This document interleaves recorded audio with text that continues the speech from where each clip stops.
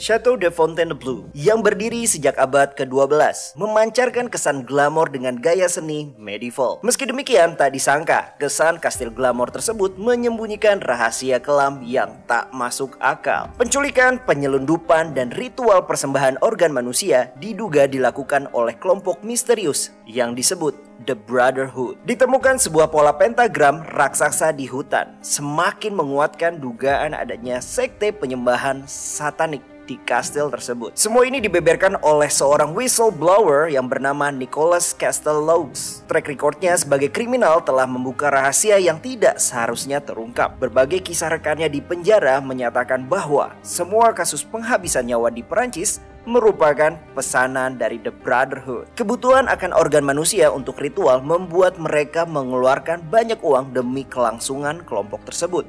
Namun, benarkah demikian? Apakah The Brotherhood benar-benar ada? Jika benar, siapakah sosok yang mereka puja? Dan apakah ada politik jahat iblis dalam skema kekejian ini? Simak selengkapnya, akan kami kupas tuntas dari sudut pandang supranatural bersama Detektif Astral. Halo semuanya, selamat datang di Detektif Astral, menguak hal misterius dengan cara khusus. Kembali lagi bersama kita bertiga, ada Bro Willy, ada Jocelyn yang gothic banget hari ini. Dan juga gue ada Bo yang kayak Saskia gothic. Oh beda ya. Tapi gue hari ini pakai turtleneck. Jadi agak kenapa beda. Kak Bo? Karena kita mau ke French kan. Jadi harus stylish. Iya. Seenggaknya gak kausan doang sih. Oke. Gue matiin audio lo. Aku baru sadar Kak Bo ternyata nyindir Kak Willy. Iya emang, gak apa-apa sekali-sekali. Ya, kan biasanya gue yang simple banget. Ntar orang nonton kayak Bo ngomong. Oke, The Client semua. Jadi konten kita hari ini yang berjudul dengan Château de Fontainebleau. Bacanya agak susah ya. Gue jadi kayak orang Bali malah. Château de Fontainebleau. Château de Fontainebleau. Hah, begitulah ya The Client saya. Kenapa jadi kayak perindapan gitu sih? Jadi poinnya konten kali ini ditemukan oleh Jocelyn sebenarnya ya, Jess ya. Jadi Jocelyn kayak, kamu lagi apa, googling atau apa ya? Enggak, aku sebenarnya dikasih tahu sama inner circle gitu kan. Ini kayaknya ada video. Coba deh kamu lihat deh gitu. Terus baru di menit-menit awal aja udah berasa banget tuh hawanya. Waduh, ini kok demonik banget. Ya udah deh, gas coba nih kita kayaknya nih. kontenin ya. Dan kalau kalian mencari tahu tentang ini, YouTuber Indonesia kayaknya belum ada yang belum ada, jadi agak susah. Dan Even, kayaknya kalau gue jelasin agak detail, takutnya boring ya kan. Kali mungkin nanti gue bawain ya di channel gue sendiri lah kali ya, di Bobo TV gitu. Tapi kita hari ini akan singkat aja untuk informasinya aja ya. Informasinya karena tempat kali ini bener-bener kayaknya bakal dia is back. Akhirnya kita menemukan lagi tempat yang cocok banget nih untuk kita telusuri secara astral projection dan lain-lain gitu kan. Kita nggak tahu karena ya gitu deh, nanti aja takut kebocorin semuanya ya. Kenapa Jess? Iblisnya tadi nonton di situ, Kabu. Udah mantengin. Oke siap. Duduknya begini. Gaya banget kayak gua ya. So tanpa berlama-lama lagi langsung aja let's crack the case.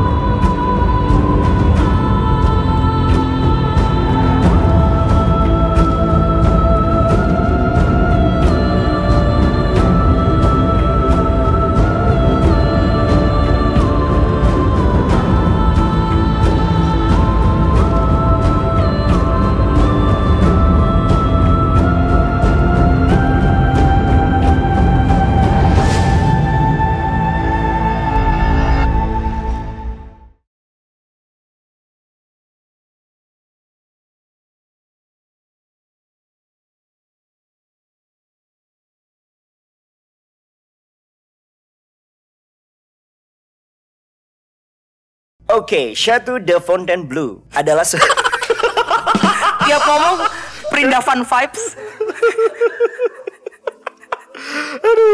Jadi Château de Fontainebleau ini ya langsung aja lah bahasa Indonesia. Fontainebleau aja. Fontainebleau ini adalah sebuah kastil salah satu yang terbesar di Prancis nih guys.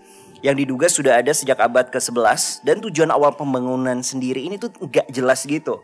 Namun pada pemerintahan Napoleon Bonaparte ya, pada abad ke-19 tempat ini dijadikan pusat pemerintahan kerajaan Perancis. Kastil seluas 130 hektar ini terdiri dari 1.500 kamar. Widih, cocok dijadiin kos-kosan ya.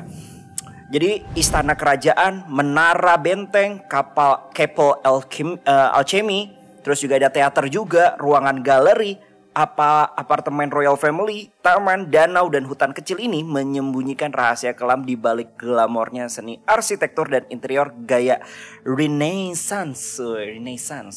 Kayak emang artistik banget ya tempat ini guys ya. Dan yang gue bilang tadi di prolog ya, ada seorang whistleblower atau cepu lah ya bernama Nicholas Castellux bersaksi bahwa di hutan kecil Fontainebleau ini dijadikan tempat ritual persembahan organ manusia oleh kelompok misterius yang disebut dengan The Brotherhood. Dan persembahan organ manusia ini bertujuan untuk mendapatkan kekuasaan dan mempertahankannya gitu kan ya, katanya gitu kan. Dan The Brotherhood sendiri diduga melakukan berbagai praktik kriminal seperti human trafficking, sponsor serial killer, dan penculikan. Diduga juga nih semua praktik keji ini untuk mendapatkan si organ manusia yang fresh tersebut untuk keperluan ritual. Jadi hingga saat ini nih kisah persembahan manusia di hutan kecil Fontainebleau masih sangat sedikit sumber yang ya bisa dibilang bisa memvalidasinya.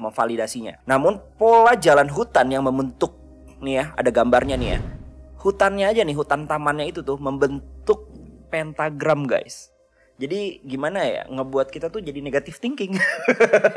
Ini jelas nih, satanik nih. Kalian bisa lihat sendiri. Yang dimana kalau udah ada pentagram kayak gini ya you know lah berbaunya ke arah mana gitu. Oke, sebelum gue jelasin lebih lanjut lagi tentang histori ya, gue pengen tahu dulu nih dari Chateau de Fontainebleau ini. Gimana nih first impression kalian tentang si Cetu ini lah, si Cetu. Mulai dari Jaseline dulu deh. Kamu yang mendapatkan, tadi kan aku udah first impression nih. Katanya wah dimenik banget. After that apa lagi yang kamu dapet ini? Itu bukan hanya whistleblower biasa ya Kak Bo ya, dan bukan ngaku-ngaku juga. Jadi memang beneran kerasa dari energinya. Kok tempat ini tuh bukan sekedar hanya tempat pariwisata biasa gitu. Sekarang dijadiin museum kan? Tempat tersebut ya di era sekarang dijadiin museum. Jadi bukan tempat biasa ya? Bukan tempat biasa. Kamu merasakan energi di situ. Betul. Dan aku juga ngelihat ada pria-pria. Ini khususnya pria yang aku lihat ya awalnya. Petinggi-petinggi. Elit lah ya. Elit. Levelnya. Di sana. Dan dari footage video yang ada, aku juga ngerasa auranya tuh dark banget. Walaupun kelihatannya kalau orang kayak aku ya, nggak dark sih. Artistik banget, mahal banget, medieval banget. Mungkin ini dipakai jadi tempat syuting. Pernah gak sih jadi tempat syuting? Kayaknya sih wajib banget jadi tempat syuting. Wajib ini kalau di Hollywood sih pasti. Iya gak sih? Ini tempat syuting banget sih gitu loh. Yang kalau mau flashback era-era dulu gitu kan ya. Gitu. Terus aku baca ya, salah satu dari orang yang pernah nginep di sana, katanya everything itu semuanya tuh wrong aja. Apa? Is wrong. Jadi everything katanya everything tuh tempat itu semuanya tuh scary aja. Dia nggak bisa jelasin, mungkin karena dia nggak bisa ngelihat juga. Bukan sensitif ya? Iya, tapi bule itu ngerasa ini ada yang salah gitu. Di tempat ini? Di tempat ini. Oke. Kalau lu Bro Will gimana Bro Will? Sudah komprehensif. Gimana rasanya? Tapi ini kan niat lu kan, biar Jaseline dulu yang awal gitu kan, baru lu gitu. Biar gak Jaseline mengeluarkan kata sudah komprehensif. Kita pernah bahas Lawang Sewu kan? Ya. Nggak ada apa-apanya dibanding ini. Oke, yang membedakan apa menurut lo? Tunggu, mungkin gue flashback dulu ya. Iya. Lawang Sewu dulu kan kita waktu old team, ya kan, ya itulah. Kita ngerasain bahwa memang tempat tersebut ini memang memiliki sejarah, ya kan. Ada energi satanismenya, ya kan. Dan ternyata dulu kalau nggak salah pas kita collab sama Om Hao pun juga, ternyata Om Hao yang dari segi sejarawan juga menyatakan hal yang sama juga tuh dengan yang kita rasa. Ada something kayak apa gitu kan ya. Dan di situ menjadi tempat praktek satanik juga lah yang kita rasain gitu.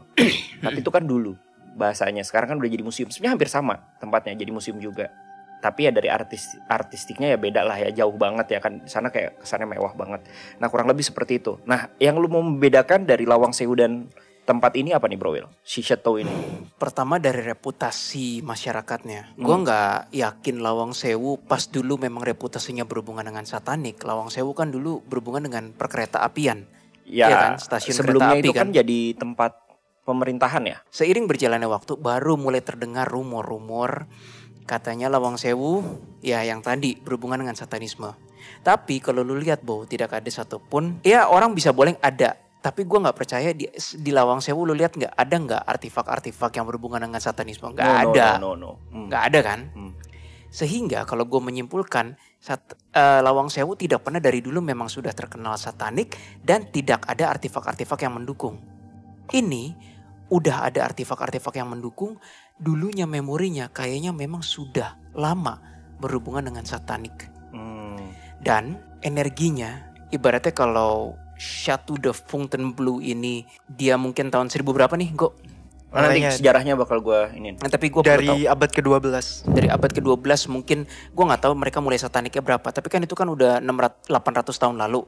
Let's say dia tahun 1300, 1400 kan udah lama banget kan. Harusnya kan energinya udah beda sama sekarang. Sekarang udah jadi museum masih dan sama segala ya? macam. Masih sama.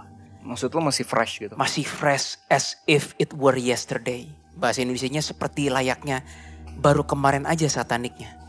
Serasa seperti tidak ada bedanya dengan abad 13, 14, 15, 16, 17. Jadi feeling gue sampai detik ini, walaupun ini menurut artikel sudah dialih fungsikan jadi museum dan apalagi museum Royal Royal Apartment.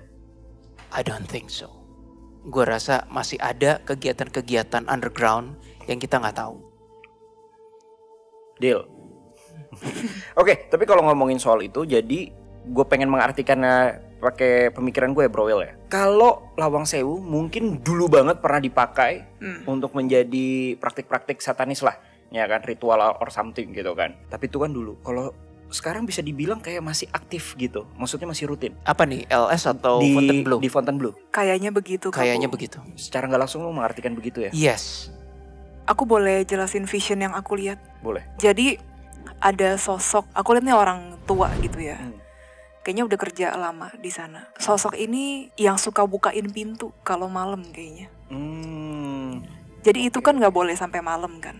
Ketika udah nggak ada orang, pokoknya nggak ada yang pariwisataan lagi. Tempat itu ya dijadiin ritual. Kamu ngeliat ada vision seperti itu? Iya, ada vision seperti itu. Tapi nggak tiap hari kan? Apa di waktu-waktu tertentu? Mungkin di waktu-waktu tertentu ya. Dari tim kreatif bener nggak info seperti itu? Ada rumor seperti itu juga nggak? Kalau rumor sendiri ada dari si Nicholas yang tadi udah di-mention bahwa ritual yang dilakukan di taman ya, di hutan kecilnya Chateau de Fontainebleau ini dilakukan di beberapa momen yang tertentu gitu dalam 1 tahun. Kayak dari Walpurgis Night di 30-31 April, terus ada festival Belenus kalau nggak salah di 1 Mei. Itu bukan rumor itu. Hah? Lu cerita rumor ya? Iya. No, bukan rumor. Energinya gede banget, men. Dari si Cepu. Terlalu gede untuk dibilang rumor.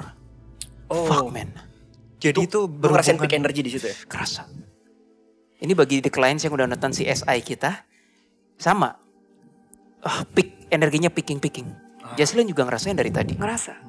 Dia bahkan si whistleblower ini ya, si Cepu ini bilang, ya kalian bolehlah nganggap ini tuh mungkin hanya karangan cerita biasa, atau ini tuh hanya sekedar konspirasi, boleh. Tapi gue menyampaikan apa yang gue ketahui dan gue lihat. Mau percaya nggak percaya, bodo amat gitu ya. Nantilah kita telaah lagi, mungkin kita deduksi lagi. Si Cepu ini, si Nicholas ini, Nicholas itulah namanya, susah. Oke, tapi kalau ngomongin lebih lanjut lagi, gue mau boleh jelasin dari segi sejarah dulu kali ya. Boleh. Kamu kayak anak motor ya? Anak motor tapi agak-agak Perancis karena pakai turtleneck. Tinggal ada bukan sound effect, apa namanya? Ada motornya sih. Bukan. Aku bawa motor aku sini. Boleh. Kalian digetok sama bokapnya Willy sama si Om. Ada motor sama ada salju-saljunya. Masalahnya motor lu keren, men. Nggak usah malu untuk lu bawa. Iya, tapi kan nggak gue cuci-cuci, jadi butut. Oke, lanjut ke topik. Oke, jadi Chateau de Fontainebleau ini adalah salah satu istana kerajaan yang di Prancis yang seperti yang kalian tahu, dengan luas total 130 hektar. Nah, awalnya ini nih nggak tahu secara yang pasti sejarahnya. Intinya udah ada atau sudah agak terbentuk itu pada tahun 1080-an. Akhir-akhir abad ke-11 lah. Nah, dari situ di tahun 1137 di bawah perintah Raja Louis ke-7, istana ini akhirnya sudah dibangun gitu loh menjadi sebuah apa ya, yang lebih wow lah gitu kan ya. Sebuah kastil. Jadi kastil gitu ya. Dan direnovasi lagi oleh Prancis I pada tahun 1528. Wah, ini udah era 16 ya jatuhnya ya. Raja Prancis I ini memperindah istana ini secara signifikan. Ia memperluas dan mengubah istana medieval ini menjadi sebuah istana bergaya Italia, mencerminkan kekuasaan dan kecintaan terhadap seni. Oh, jadi tuh awalnya itu tuh masih medieval kayak benteng gitu aja kali ya, kayak kastil-kastil awalnya yang biasa aja. medieval gitu lah, yang pakai semen, enggak semen sih. Ya gitulah pokoknya kayak kalian tahu. Dan akhirnya diubah menjadi lebih mewah lagi ya masih Raja Prancis. Dan diperluas. Oke. Ditambah tamannya, danau dan lain-lain. Dan akhirnya di era Napoleon ini, setelah revolusi Prancis, istana ini menjadi kediaman Napoleon I dan menjadi tempat di mana Paus Pius ke-7 ditahan antara tahun 1812 sama 1814 lah ya. Napoleon I juga mengadakan upacara pengabdian di istana ini pada tahun 1814. Oke, itu era Napoleon. Akhirnya jadi Napoleon ya yang menguasai tempat itu ya. Iya. Dan di era modern seperti yang gue bilang tadi, istana ini menjadi museum nasional pada tahun 1927 dan ditetapkan sebagai situs warisan dunia UNESCO pada tahun 1981. Wow, jadi total bisa dibilang udah berapa tahun nih? 800 tahun Lebih. kurang lebih lah ya, lebih ya 900-an tahun lah ya. Hampir 900-an. Gila bro, tandanya udah lama banget nih ya. Lama. Kalau udah lama sampai ratusan tahun ini, sejarahnya dan energinya pasti peak lah apapun itu terjadi kan. Itu dia. Gue yakin di sana pasti ada penyiksa. Ya, yang namanya juga istana, kastil dan lain-lain pasti adalah grey something gitu kan ya di situ. Enggak. Grey, maksudnya abu-abu, kelihatannya baik di luar, tapi di dalam dia melakukan sesuatu yang gelap gitu kan. Iya. Ya itu pasti kan. Dari yang tadinya private jadi public. Tadi kan istana private kan, akhirnya jadi public area gitu. Setelah dimuseumkan dan akhirnya malah dijadikan warisan dunia oleh UNESCO. Gua nggak akan bahas buildingnya, mungkin nanti pas saat kita mau ETI. Tapi intinya di sana luas banget lah ya. Ada menara benteng, The Cure of Valley, kayak halaman, tempat Napoleon berpamitan juga. Terus juga ada taman, danau, bangunan. Wah, pokoknya luas banget lah. Yang jadi daya tariknya itu menurut gua adalah di sana banyak patung-patung gitu ya. Iya, ada sekitar 200-an patung. 200-an patung. Malah ada unik info juga ya. Di mana ini ada gambarnya juga ya. Baru kita ngebahas ke orang-orang tersebut nanti. Ini ada salah satu taman. Bisa kalian lihat guys. Mungkin kalau kalian mau cek juga. Yang disebut dengan Sacrifice Spot. Sebelumnya itu tuh nggak ada patung yang afternya. Nih afternya, jebret. Nggak ada 2 patung iblis tersebut. Tiba-tiba ini ada. Dan ini baru fresh banget bro. Baru 6 bulan yang lalu ya. 8 bulan. 8 bulan yang lalu. Ya mau 8 mau setahun itu masih fresh ya. Bener gak sih? Baru-baru ini. Padahal sebelumnya ya, memang di kerajaan ini nih, di Chateau de Fontainebleau ini nih terdapat banyak banget nih. Lebih dari 200 patung. Dan patungnya itu rata-rata dari dewa-dewi berbagai kepercayaan. Mulai dari paganisme, Celtic, Greek dan juga lain-lain lah. Jadi banyak banget patungnya gitu loh. Ada patung Loh juga, Moloch, Mitra, ya kan? Ini ada patung Mitra 10 nggak? Tahu aja ada. Itu tuh aja jualan ini kan dia di sana. Mitra 10. Intinya nih banyak banget patung-patung di sana. Jadi gua nggak ngerti nih mereka kepercayaannya apa. Kayaknya mereka lebih ke arah pecinta seni kali ya. Makanya banyak patung-patung gitu. Mungkin gitu kan. Nah, itu kurang lebih lah soal dari tempat si Fontainebleau ini. Benar-benar mewah, benar-benar artistik dan penuh dengan misteri. Nah, kita mau kuaknya dari segi mana? Kita lihat dulu dari sang cepu dulu, sang whistleblower. Kita bahas itu dulu guys ya. Kita telah lebih dalam lagi sebelum kita menuju ke ETI.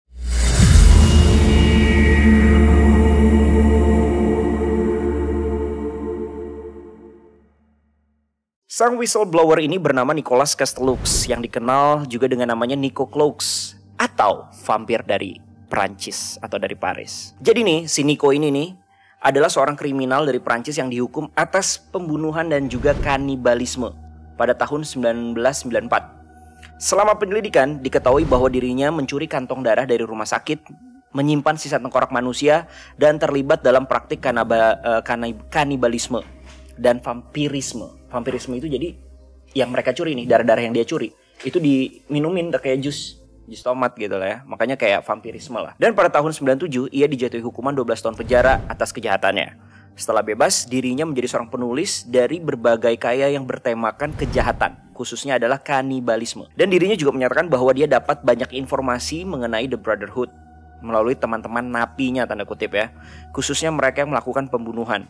Nah, dia bahkan mengaku pernah ditemui oleh seorang perantara tanda kutip yang memberinya job lah, atau ya job tawaran uang dalam jumlah besar untuk melakukan harvesting organ. Nah, harvesting ini bisa dibilang juga adalah salah satu kegiatan yang memang dilakukan The Brotherhood itu. Nah, tapi kepo kan, The Brotherhood itu siapa sih guys? Gua akan jelaskan. Jadi The Brotherhood ini adalah sekelompok grup misterius yang sudah ada sejak zaman Napoleon memerintah Perancis. Napoleon bukanlah anggota Brotherhood, namun adiknya ya yang menjadi anggota. Sejak Napoleon membuat si Chateau de Fontainebleau ini sebagai istana kerajaan, hal ini semakin memperkuat kedudukan, pengaruh, dan security dari Brotherhood. Agenda dari The Brotherhood adalah mendapatkan kekayaan dan kekuasaan. Dan mereka juga menyembah dewa-dewi dari kepercayaan pagan, Celtic, Roman, dan Greek, dan lain-lainnya. Selain itu juga mereka melakukan ritual dengan cara pengorbanan dan penyerahan organ manusia yang disebut dengan harvesting, tanda kutip. Nah, mereka ini juga mengorbankan anak-anak hingga orang dewasa nih untuk diambil organnya nih, dan digunakan untuk ritual demi mempertahankan kekuasaannya, tanda kutip. Dan di dalam organisasi ini nih ada 40 lebih level atau strata. Wah, banyak juga ya, ada 40 level ya. Semakin besar angkanya semakin tinggi. Dan menurut si Nico, saudara dari Napoleon ini stratanya di atas dari 40, jadi udah tinggi banget gitu. Oh ya, ketua-ketuanya lah ya. Dan banyak divisi, mulai dari divisi harvesting, human trafficking, informan, peritual, dan juga lain-lainnya. Hal ini nih distatementkan oleh si Nicholas sendiri, si cepu whistleblower yang aku jelasin. Kita masuk ke whistleblowernya dulu. Menurut kamu, si Nicholas Casteldox ini, fotonya ada di sini, legit nggak info-info dari dia? Apakah it's just fake-fake lah, omon-omon? Barengan. 1, 2, 3, Legit. Kenapa lu ngerasa itu legit? Apakah memang memorinya real? Lu ngeliat energi, bukan energi kebohongan? Jujur pas yang di awal-awal dia kan ada di sana, terus kan dia bilang ya pokoknya melakukan ritual dan lain-lain kayak gitu ya. Tapi kayaknya dia belum 100% mengetahui. Tapi giliran itu scene-nya udah pindah ke ruangan dia, kerasa kayak dia tuh udah katam banget. Dan dia memang mengerti banyak hal tentang itu. Even dia juga sempat ngejelasin kaum Luciferian kayak gitu. Teman-temannya dulu yang kayak di underground. Dan kerasanya setiap dia ngomong, kan ada, kan itu kan panjang ya durasinya, kan sekitar 2 jaman ya pas aku nonton. Waktu setiap berapa menit gitu aku ngerasa energi peaking. Terutama pas di dalam ruangan dia yang ada koleksi-koleksinya lah. Oke, ini kamu nonton apa sih jatuhnya? Nonton Dokumenter ya, ya. dokumenter ya. Oh, ada dokumenternya. Ada tambahan juga si namanya Nico Clocks ini, dia dari umur belasan tahun itu kayaknya udah punya jiwa-jiwa psycho gitu loh. Soalnya dia bilang bahwa dia juga ke pemakaman yang terbesar di Paris katanya untuk cari kerangka. Nah itu katanya untuk sejenis ritual. Nah setelah itu dia baru beranjak dewasa mencari pekerjaan yang di rumah sakit itu, yang pada akhirnya kantong darahnya dia curi-curi untuk diminum, dan dari situ dia merasa kayak ketagihan gitu. Jadi setiap bulan bisa 2-3 kali dia melakukan ritual minum darah itu. Dari awalnya padahal darahnya sendiri. Oh, awalnya dari dia sendiri? Iya, awalnya dari darahnya sendiri, terus dia merasa ketagihan. Barulah dia mencuri-curi kantong itu di rumah sakit. Gue yakin cemilannya Sakatonik ABC deh. Ya gak sih? Gimana Bro Will, menurut lo? Lu kayaknya dari awal sampai sekarang kayaknya serius nih, tumben nih. Karena memang ini gak bisa dibawa bercanda yang Chateau ini. Kenapa Bro Will? Lu ngerasa ini bener-bener dimenik banget? Yes, it is. Kita pernah ngonten apa yang di hutan-hutan, sekte apa? Ingat gak lo? Bohemian. Dimeniknya sih sama ya, rasa dimeniknya, flavornya. Tapi Elit ini flavor gitu ya? yang beda aja. Orang-orang yang di sini lebih pinter. Lo tau Pompei kan? Ya. Kerasanya gitu. Rasanya ini mirip Pompei. Lah Pompei kan jatuhnya lebih ke arah azab. Betul, ini kan belum azab ceritanya. Tapi kalau Pompei kan spesifik di persyahwatan. Ya. Sampai penunjuk jalan aja gambar itu kan. Ya. Kalau ini, si Chateau ini kayak semuanya. Duniawi, di bahasa Inggrisnya duniawi at its finest. Bahasa Indonesianya duniawi pada puncak-puncaknya. Lo mau cewek ada, mau jual organ ada, Mungkin mau anak kecil untuk keperluan ranjang, ada. Mau apa lagi, narkoba mungkin ada zaman itu. Ya ini layaknya, gue bingung ya, seharusnya setiap istana di negara, mau Buckingham kayak mau apa, kan powernya absolut. Pasti dekat dengan hal-hal gituan. Iya. Kok yang ini beda ya sama Buckingham? Bedanya di mana? Buckingham itu duniawi juga, ada di mana juga. Ini kok lebih kental ya di meniknya. Soalnya di Buckingham full duniawi, tapi artefak-artefaknya nggak mencerminkan satanik banget kan? Ya. Sorry, demonik banget kan? Ini dengan terang-terangan orangnya. Di mana lagi tempat di dunia yang memang berhubungan dengan kerajaan atau owner negara itu yang terang-terangan nunjukin artefak periblisan? Coba, sangat sedikit. Nah ini kuat banget nih. Oke, balik. Sorry, apa pertanyaannya? Si ini ya, si siapa, Nico. Nah tadi kan gue nanya ke tim kreatif kan, dia bertobatnya kenapa? Karena gue ngerasa ini orang gak ngerti konsep yang dia lakukan tuh salah, dia gak ngerti. Jadi cuma naluri doang? Naluri, dan dia gimana ya Bo ya? Kan ada yang bilang kayak orang kalau udah masuk satanik atau sekte demonik itu susah untuk keluar. Bukan hanya susah untuk keluar aja, ininya udah terganggu. Oke. Dia juga udah terganggu. Bener-bener. Gue sampai sekarang nggak menemukan reason. Ya memang dia dipenjara karena suwe, kena kriminal kan, ketangkep. Tapi tiba-tiba dia bertobat. I don't think that's the main reason. Dia pengen dikenal. Gue paham. Jadi dia mungkin berpikir ya, oh di jalur yang normal, which is jalur kastilnya itu, mungkin gue juga udah bukan siapa-siapa lagi. Dan gak dapet job lagi mungkin. Itu dia, makanya gue sama Jesslyn bilang legit. Karena gue ngelihat memori dan energinya, memang dia errand boy. Errand boy itu bahasa Indonesianya apa ya? Kayak kurir, perantara. Pesuruh, perantara. Yes. Oh. Perkara dia cerita, saya pernah ditawarkan uang dalam jumlah besar untuk organ-organ. Itu gue rasa benar. Dia yang Dia nggak bohong. mengeksekusikan. Iya, itu nggak bohong gue rasa. Nah tapi mungkin setelah dia di penjara, ketangkep, ya elit-elitnya di situ kan, ini udah ketangkep, cari yang lain. Dia merasa nggak bisa dipakai lagi dong. Iya. Jadi dia pengen terkenal, caranya gimana? Oh ya udah, gue nulis buku, bertobat, kesaksian. Tapi ininya menurut gue Udah masih keganggu. rusak. Betul. Udah keganggu dan masih rusak. Gue ngerasa gitu juga Jadi sih. bukan dia melakukan ini karena I know this is wrong. No. Dan ini video dia di 2 jam itu kapan keluarnya? Itu 3 bulan, hampir 3 bulan yang lalu. Baru. Oke. Ya gue bisa salah ya, mohon maaf kepada orang yang bersangkutan, Nikonya itu. Tapi kalau dari kacamata gue, dia melakukan ini niatnya bukan untuk supaya orang tahu kekejian atau kebengisan yang dilakukan di kastil, chateau itu. Tapi memang untuk dirinya sendiri, dari lahir, dari kecil kayaknya dia emang udah haus rekognisi deh. Selain psikonya, dia juga udah haus rekognisi. Kamu berasa gak Jess? Dia dan lingkaran-lingkaran orang yang udah di chateau itu, lu kalau udah terdoktrin, lu gak bisa keluar men. Sebagai contoh, kita punya kenalan teman-teman kita yang udah terdoktrin dengan kepercayaan. Apapun ya Bo ya. Jadi bego banget kayak gak bisa pakai otak kan. Sama. Iya, belief. Bedanya ini level elit aja. Tapi apakah si ini level elit juga? Enggak, bukan. Tuh, barengan Nicholasnya gue bukan. jawabnya. Elitnya yang nyuruh kan? Elitnya yang nyuruh. Errand boy, kurir. Perantara juga ini juga bukan elit juga. Iya sih. Niko Tapi juga udah bilang. Udah agak deket. Niko juga bilang dia levelnya juga level bawah kok. Belum sampai kayak 20-an ke atas. Loh. Levelnya Cuma masih dia udah bawah. agak deket. Cukup tau lah what's happening kira-kira di chateau itu. Terus aku dapat vision lagi Kabo. Kok kayaknya elit globalnya nonton deh videonya dia ya waktu dia lagi menjabarkan jadi cepu itu ya. Terus si elit-elitnya itu tuh ngapain? Cuman kayak gini aja kayak, ya dia bisa apa sih? Iya, Kayak elit gitu. chateau doang. Ya sih. Kenapa Bro Will? Sebenarnya kita tahu kan, salah satu yang sejenis chateau gini jual beli organ, kita tahu kan.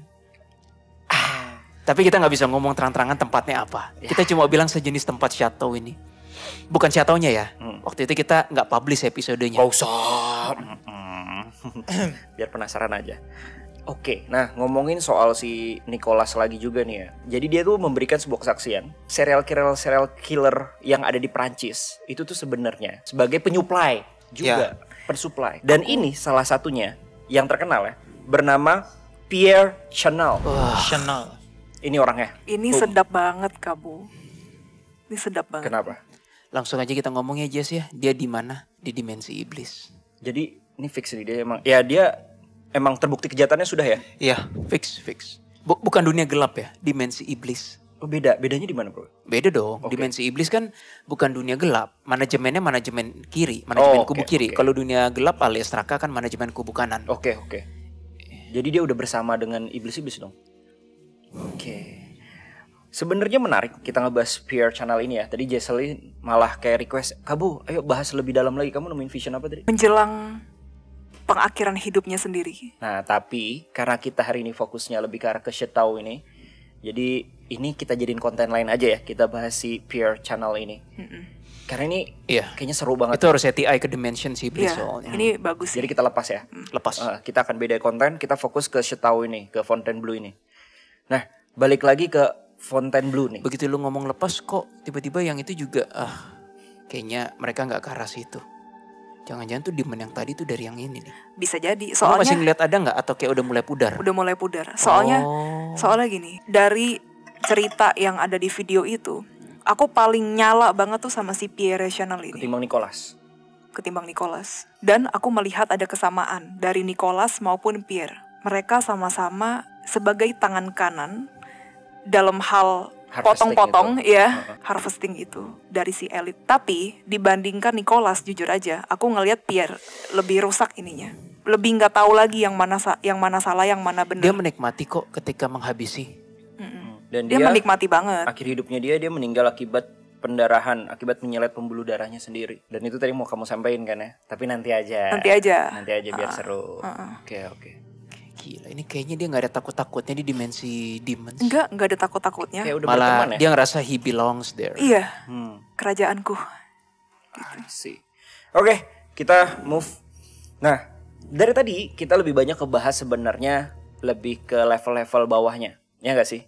Si Nicholas dan juga si Pierre ini nih gue yakin itu level bawah lah. Pesuruh atau eksekutor. Gimana tentang brotherhoodnya?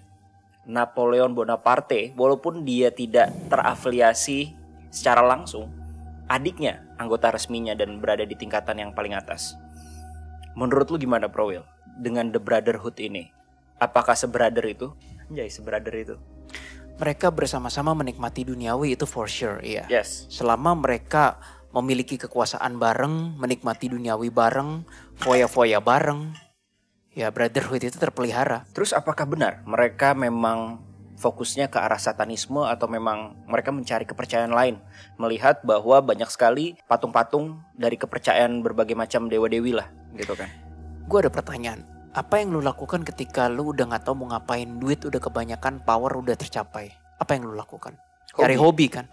Itu hobi mereka. Awalnya mungkin yang macem-macem, terus gimana ya, ketika orang kekurangan, miskin pasti mikirnya perut dulu, makan dulu.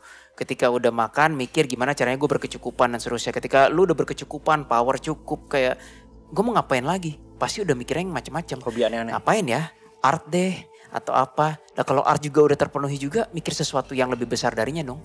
Tuhan ada gak ya, iblis ada gak ya, itu mulainya gitu brotherhoodnya itu. Jadi technically ini eksperimen berhubungan dengan alam dimensional yang tidak seharusnya berawal dari hobi karena nggak tahu udah mau ngapain lagi, semuanya terpenuhi.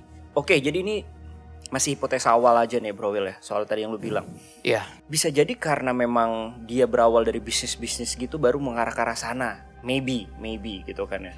Karena orang-orang yang di grup Brotherhood ini nih sangat-sangat terlindungi banget.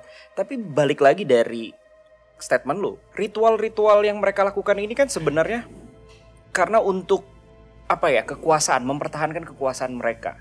Apakah mereka memang sengaja melakukan ritual-ritual ini untuk tujuannya seperti itu? Apa just hobi aja? Coba-coba.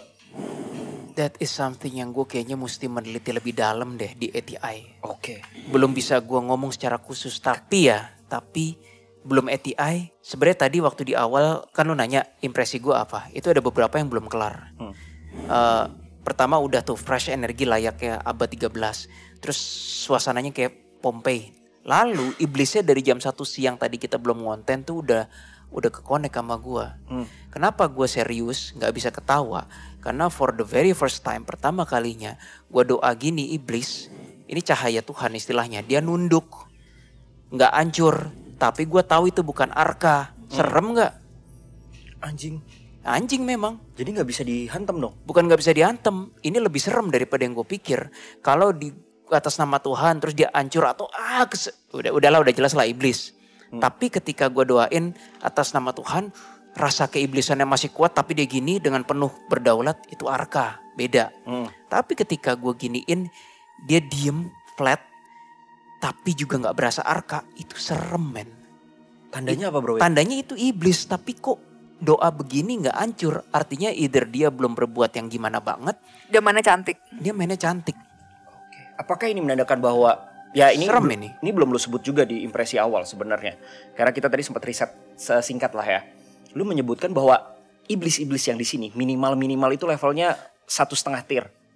2 tier ke bawah. Kalau- Itu paling rendah. Iya, kalau kita waktu SD kan ranking 1 juara 1, ranking 3 ya juara 3, ya ranking 4, 6 makin ke bawah kan. Ini minimal sih rasanya 1,5 sampai 1. Jadi Gak paling- ada tier 3, 2 tuh gak ada. Paling rendah 1,5. Aku ngerasa demon yang ada di sini tuh yang in charge. Seenggaknya deket udah sama Lord of All. Iya. Alias sama Satan itu sendiri. Premium rank atau Lord of All? Lord of All.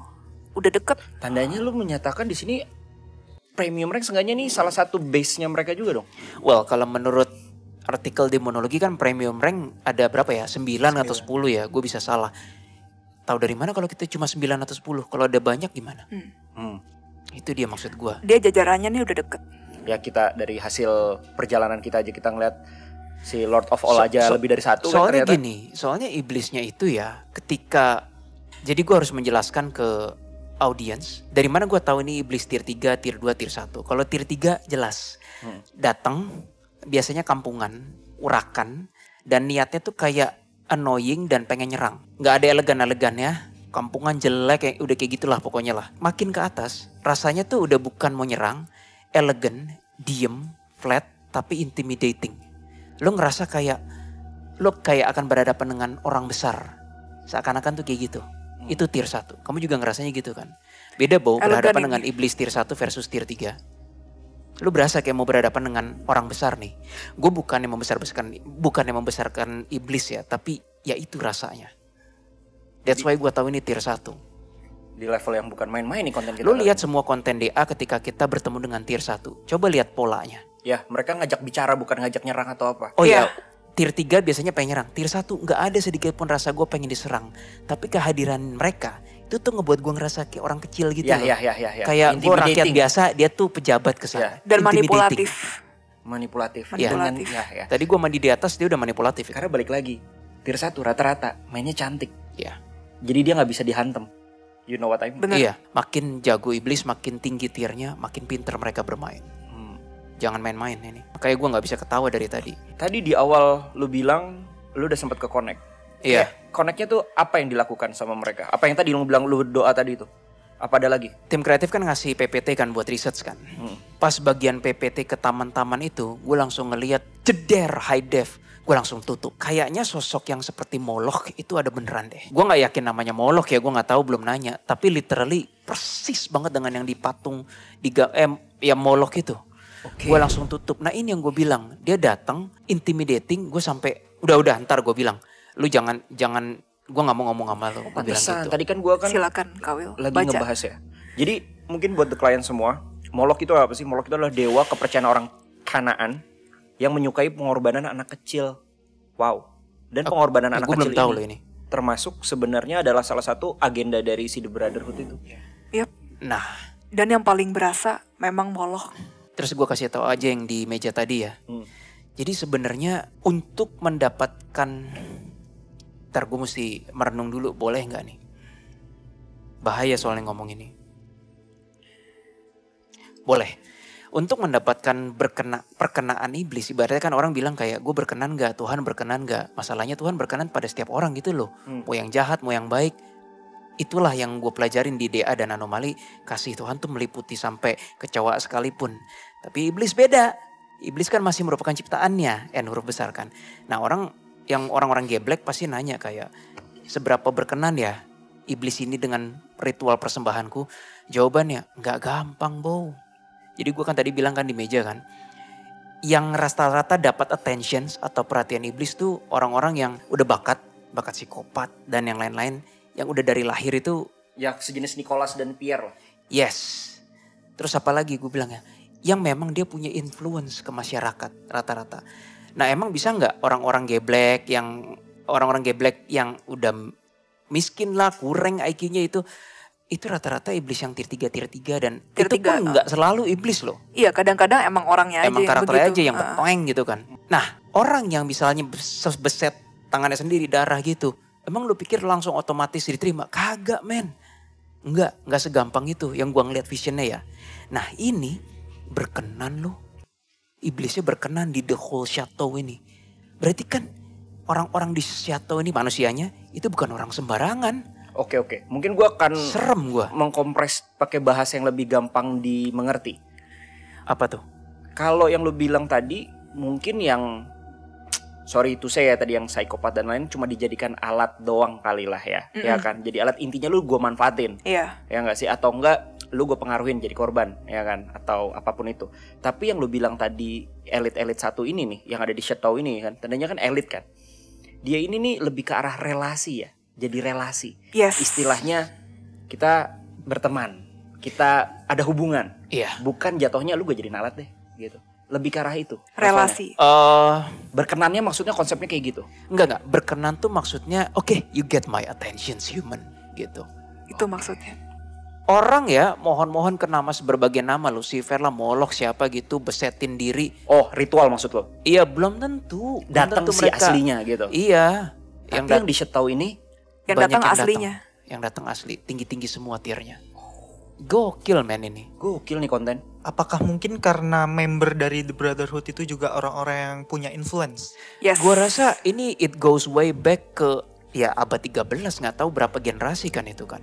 Tapi di antara semuanya DA yang kita ngonten, mau Buckingham kayak Lawang Sewu kayak apa kayak gitu, dalam hal purity demonik dan istilahnya satanik, ini paling kental sih.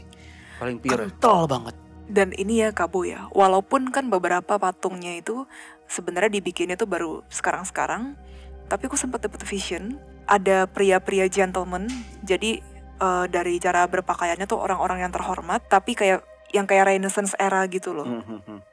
Bukan Renaissance, Victorian kali ya. Iya. Iya, Victorian era gitu. Jadi ini kan kita udah ngomongin ratusan tahun ya. Stylenya beda-beda nih. Dan ini kalau gitu dari generasi ke generasi dong Bro Will. Udah ratusan tahun nih The Brotherhood ini jatuhnya. Seharusnya ya. Kalau walaupun dari 1500 ya Napoleon ya. 1800, 1700, Enggak, 1800. Napoleon itu 1500 dong. Oh bukan 1800 ya. Kalau bener tadi soalnya salah satu adik dari Napoleon namanya Louis Bonaparte, dia itu adalah raja Belanda. Jadi kalau mungkin dia emang bener anggota Brotherhood dan ada relasi dengan si Demon, ya make sense sih, soalnya powernya dia dan influence-nya gede. VOC dong, ada sangkut pautnya dengan VOC dong. Tahun 1800-an, iya. VOC kan menurut beberapa artikel lah dan lain-lain dari yang kita pelajari juga ya. Freemason. VOC itu kan jatuhnya bagian dari Freemason, tapi bidangnya adalah perdagangan. Nah kayak gini loh Kabo, aduh kayak gini yang susah nih yang kayak gini. Oh nanti ada di sini ya? Iya nanti ada di sini. Oh ini gentleman-nya. Iya Oke, gentleman-nya, oke. kayak gini dressnya, mirip banget yang aku lihat. Dan semuanya cowok-cowok Kabo, Oke.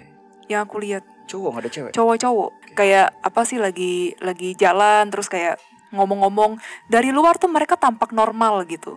Tampak seperti orang-orang yang punya jabatan tinggi tapi melakukan tugas dengan baik dan benar. Tapi di belakang itu mereka melakukan ritual. I think ATI-nya kamu dan aku mesti split deh. Kenapa Bro? Karena gue berasa ini terlalu banyak high definition vision yang mesti digali. Dan terlalu luas Bro. Gue gak ngerasa cara normal DA yang kayak yuk di depan pintu masuk atau apa. Itu kan kita ATI tempat. Ini gue harus ATI abstrak. Abstrak itu bisa macam-macam. Keinginan, sebuah memori, sebuah peristiwa yang gue udah ngendus, sebuah intention, sebuah tujuan, gue harus ATI ke situ. Jadi lebih luas. Itu abstrak yang lo dapet ya, luas Iya. kayak gitu ya? Karena, kamu sorry Jess. Enggak apa-apa. Nggak apa-apa, Belum, go ahead. belum. Soalnya ini gue dapat vision ya. Ini gue yakin simbolism. Film-film Hollywood yang seperti iblisnya hohe sama cewek gitu, itu kan hanya film Hollywood kan. But I'm getting that vision in Chateau ini. Maksud lu iblis begituan Enggak. dengan manusia? Gue bilang simbolism. Ah. Tapi apa artinya nih vision seperti itu? Artinya iblis ini lebih dari cuma sekedar kayak ngawasin. I think ada something yang terjadi ke human sih. Gue udah bilang kan iblisnya berkenan. Dan di beberapa kamar yang tim kreatif ngasih, wah anjir man. Itu kayaknya banyak orang didatengin di mimpi deh. Kemarin kita bukan si Esai sama Mbak Eca ya. Itu kan iblisnya yang biasa. Oh ya, pengantin setan. Anggap aja kayak banyak yang sejenis Mbak Eca tapi iblisnya tier 1. Anjir. Nggak bercanda gua. Kemarin kan levelnya masih jin juga kan? Dari setan, dari iblis ke Dari iblis ke jin. Ya, nah ini gue dapat vision betul beberapa demonnya menyamperi orang yang lagi tidur di chateau itu. Tapi ya bukan berarti hohe ya. Cuma visionnya tuh seakan-akan kayak hohe ini simbolism. Penetrate gitu ya. Bukan penetrate, masih abstrak mentah Jess. Makanya gue butuh ATI, gali lebih dalam, bor lebih dalam itu maksudnya apa. Gue yakin bukan literally hohe ya. Pasti ada maknanya ini. Artinya relationship yang udah begini Dalam, banget ya, nih. ya. Iya. Bahasa mana tuh bro? Hohe. It will. Oke, kita udah masuk ke ranah segmen kita selanjutnya, ATI. Karena biar kita lebih dapat deep information juga. Tapi sebelum itu gue pengen minta tolong nih guys. Ini ada gambar Joseph Bonaparte, Louis Bonaparte, dan juga Lucien Bonaparte. Mereka itu adalah adik-adiknya ya? Adik dan ada kakaknya. Ya, adik dan kakak lah, saudara dari Napoleon Bonaparte. Kalian ngerasa gak sih there's something? Walaupun lukisan sih sebenarnya. Gue tahu kalian butuhnya foto. Tapi dari namanya ada peak energy gak? Bahwa mereka memang bagian the part of brotherhood ini. Kalau gue rasa ya 3 orang itu kayak means nothing dibanding orang-orang lain yang terlibat. Kayak terlalu banyak orang-orang yang pernah terlibat di sini ya Jess ya. Tuh. 3 itu nggak berarti apa-apa itu. Kayak mereka cuma bagian dari sebagian Ribuan. besar orang lagi, ya mungkin puluhan ratusan yang pernah berinteraksi dan berdimen-dimenan di chateau ini. Feeling gue ya kalau mau ATI, kita ketuk lagi pintu iblis yang nyamperin gue tadi siang. Oh, dari situ aja lah ya. Kalau itu gagal, kita cari cara lain. Oke, so kalau gitu the client semuanya, kita akan mencari tahu informasi. Walaupun gue yakin kita kayak mencari informasinya ini nih sebenarnya banyak banget. Kita nggak tahu yang mana biar abstrak Bro Willy dan Jesselyn yang bermain nanti di mana informasinya. Karena basically tempat ini emang luas banget. Tapi tunggu, kamu ada ide nggak? Better idea kita mau ATI-nya ngapain atau kemana? ATI nggak harus kemana, tapi ngapain bisa.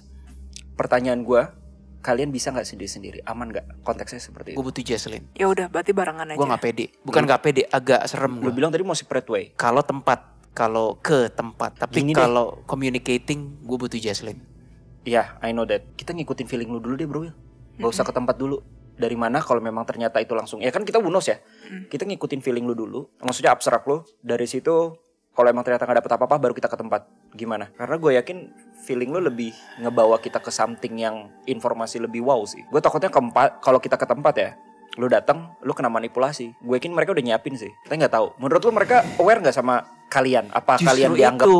Justru mereka bukan aware, tapi kayak oh sini saya undang kayak gitu. Serem gak lo? Ayo sini kayak gitu. feelnya kayak gitu? Iya. Kayak mau dirangkul gitu. Ya iyalah, mereka kan suka orang-orang kayak kalian yang konteksnya adalah indigo. Gila, sedikit pun gak ada rasa seperti terserang atau Gak. threaten tuh terancam. Pertanyaan gue lagi Bro Will, berkenan nggak kita kesana sebenarnya? Ada cahaya Tuhan nggak? Apa itu udah jadi tempat terkutuk? Masih selama kita nggak main kasar ataupun ngelewatin batas, nggak apa-apa. Masih ada perlindungan lah ya konsepnya. Oke, kalau kayak gitu, udah. Ini sekarang main pinter-pinteran sih ini. Kita nggak boleh nyerang duluan pokoknya. Udah Ini siap. kalau gue buka gede banget lo energinya lo, yakin lo. Ya, Ini gue nggak gimmick sih. kita doa dulu kali ya, buat yang nonton sama yang ada di sini terlindungi maybe. Gue sekilas cerita, kamu sambil aktifin vision kamu ya. Iblis tadi siang yang kayak molok itu, dia mungkin sekilas agak bongkok tapi berjubah dan tangannya nggak kelihatan. Warna jubahnya tuh kayak Merah. karung goni beras, coklat krem. Tahu. Kayak Kayak zaman padang pasir gitu loh. kaki namanya. Tapi memang persis banget kayak gambar molok atasnya. Hmm. Terus karena dia terlalu desak, gue bilang oke ntar aja. Terus tiba-tiba ada pintu, dia kebalik pintu itu, terus nutup. Ya mungkin ini cara gue ya dalam shutting communications. Nah yang akan gue lakukan, ntar gue ketok lagi tuh pintu, connect lagi sama dia. Begitu pintu itu kebuka tuh energinya anjir lah. Mendingan doa dulu kita. Pastilah. Kamu kelihatan nggak pintunya? Nanti pas ketok pintu Ya udah nanti aku yang Salah fokus ke Moloch. Gue punya ide sih. pas lu ketok pintu, lu langsung mengucap tok tok tok paket.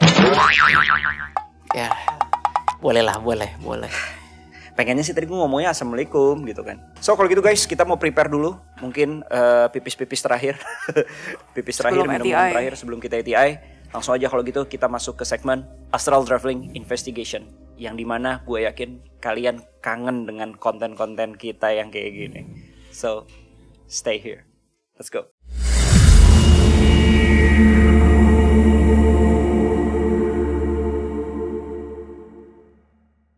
Oke guys, kita udah masuk ke segmen ATI. Udah ready ya kita? Tapi sebelum itu kita doa dulu. Tapi gimana bro, lu mau ada tambahan sesuatu? Nope, I don't know I'm ready or not. Tapi ya, ini kalau di film Hollywood, you ready? No, tapi ya udah. Show must go on. Ya. Yaudah kalau gitu kita doa bersama dulu sebelum kita mulai ATI-nya. Silakan mau memimpin siapa bro Will? Kau pilih. Go ahead bro. Ya Tuhan, kami akan membuka portal dan berdiskusi secara proper tanpa melanggar kaidah dan kodrat masing-masing. Lindungilah the clients, lindungilah juga semua teman-teman kami yang sekarang berada di sini. Hanya dalam kuasa-Mu kami bekerja, kami bertindak. Lindungilah kami ya Tuhan. Amin. Amin. Let's go guys. Ini aku akan full power sih. Karena gak bisa setengah-setengah. Pertama kamu sama aku harus nyari dulu pintunya. Supaya kita... Ini ada iblis lain yang gak ada kepentingan namain kita. Mau ngacoin kita, bangsat kan. Jadi walaupun sesama iblis bukan berarti mereka satu kubu loh. Kita harus benar-benar samain visionnya, pintunya. Karena kalau enggak nanti ketemunya lain. Oke siap, aku full power ya. Kok aku ngerasa sebenarnya mereka punya banyak pintu ya. Di sana ada 1.500 kamar Jess. Enggak. Untuk yang iblis tadi siang doang aja.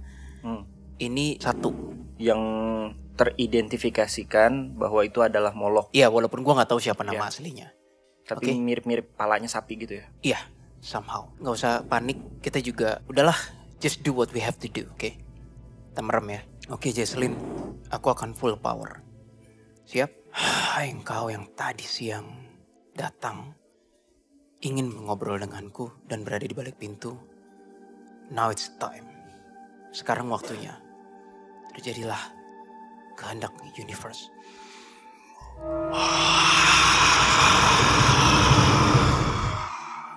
Depan kita ada gerbang. Yes. Coklat tua nggak? Betul, coklat tua. Okay, that's the door. Ready? Tunggu, di atasnya itu tadi ada tulisan. Itu pintu yang agak bulat bagian atas ya Kak. Betul, setengah lingkaran. Dan warnanya coklat. Iya. Yes. Kayaknya di atas itu ada ukiran Bo, kayak... Itu kayak bahan kayu ya Kak Will? Iya. Iya. Ini harus menghormati setiap pihak masuk ke pintu ini. Bentar, apalagi nih maksudnya nih? Your presence here, intinya bahasa Inggris ya, your presence here mean your blood is here. Kita jangan masuk kalau gitu. Siap, Jess, pasang barrier. Ketok ya. 1, 2, Willy, 3. kalian di mana? Kata Legion. Di depan pintu. Kenapa Legion? Scary ya Legion? Aku nggak bisa ke sana, Willy.